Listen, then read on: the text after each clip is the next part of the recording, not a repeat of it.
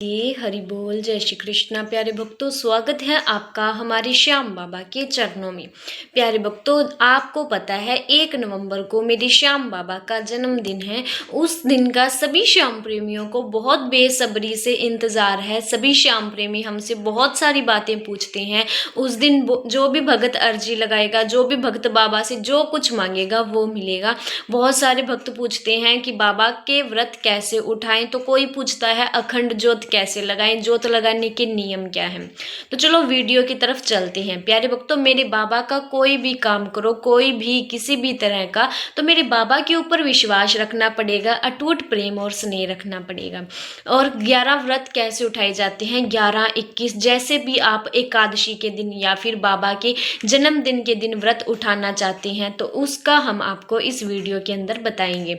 जो भी श्याम प्रेमी बाबा के जो 11 व्रत या फिर 21 व्रत करना चाहता है उनको बता दूं कि एकादशी जिस दिन मेरे बाबा का जन्मदिन है उस दिन आपको एक संकल्प लेना है कि मेरे बाबा के सामने पहले स्नान करके अच्छे से स्वच्छ होकर बाबा के सामने बैठ जाइएगा। फिर घी का दीपक जलाना। जब दीपक को प्रज्वलित करो तो संकल्प लेना कि हे बाबा, मैं आपके 11 या फिर 21 व्रतों का संकल्प ले रहा हूँ। जो भी आप इच्छा पूरी करवाना चाहते हो वो इच्छा कहकर कि बाबा ये मेरा काम कर दो, और मैं 11 व्रतों का संकल्प लेता हूँ। और महीने में 2 एकादशी आती है तो आपको 2 एकादशी अगर व्रत दोनों के करना चाहो तो आपकी इच्छा है। साल में 24 एकादशी आती है, अगर 21 का व्रत लेते हो तो आपकी इच्छा, 11 व्रतों का संकल्प लेते हो तो आपको आपकी इच्छा। ठीक है, हर महीने में 2 एकादशी आती है, अगर दोनों का व्रत करो तो आपकी इच्छा। ठीक है, फिर पॉइंट आता है जब हमारे 11 व्रत पूरे हो जाए या फिर 21 व्रत पूरे हो जाए तो हमें क्या करना चाहिए।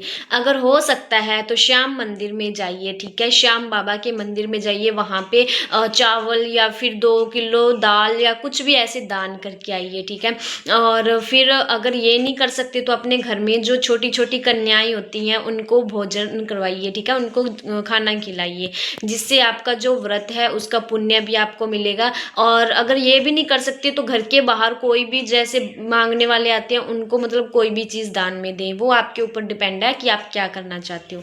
ये हो गया एकादशी के व्रत कैसे किए जाते हैं। व्रत पूरे होने के बाद व्रत का पारण कैसे किया जाता है, और आपकी जो इच्छा है बाबा 11 व्रतों के अंदर अंदर ही पूरी कर देंगे, इतना आपको भरोसा रखना होगा। ठीक है, और 11 दिन की अखंड ज्योत या फिर 21 दिन की अखंड ज्योत कैसे जलाई जाती है।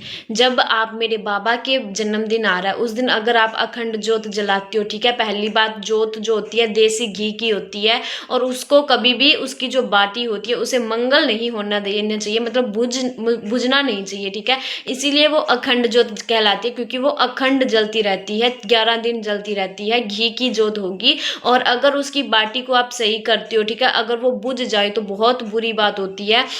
जब आप उसकी बाटी को सही करो तो एक छोटा सा दीपक लो, पहले उस दीपक को, छोटे दीपक को उस अखंड ज्योत से जलाओ। ठीक है, फिर उसके बाद उस बाटी को सही करो। अगर वो अखंड ज्योत बुझ भी जाए फिर भी कोई दिक्कत वाली बात नहीं, क्योंकि जो छोटा दीपक है वो उसी की लो से जगह है, तो फिर उस छोटे दीपक से उस दूसरी बाटी को जला सकते हो। इस तरह अखंड ज्योत जलाई जाती है। अखंड ज्योत के कोई नियम नहीं होते प्यारे भक्तों, बस इतना बात का ध्यान रखना, देसी घी की होती है, मंगल नहीं होनी चाहिए, और उसका ध्यान भी रखना पड़ता है कि बाटी मंगल ना हो जाए। इन बातों का विशेष ध्यान रखें, और घर में शुद्धता बनाए रखें। और क्या कहते हैं, नॉनवेज वगैरह घर पे नहीं आना चाहिए अगर आपके घर में अखंड ज्योत जलती है तो। और क्या कहते हैं, जिस दिन आपके मतलब 11 व्रत पूरे हो जाए ना, वो क्या कहते हैं, मेरे बाबा का कीर्तन करवाएं, छोटा सा कीर्तन, मतलब मोहल्ले मोहल्ले की लेडीज इकट्ठी हो जाएं और बाबा के लिए 5 भजन अवश्य करें। बस इतना काम कर लो। सभी श्याम प्रेमियों को जय श्री श्याम।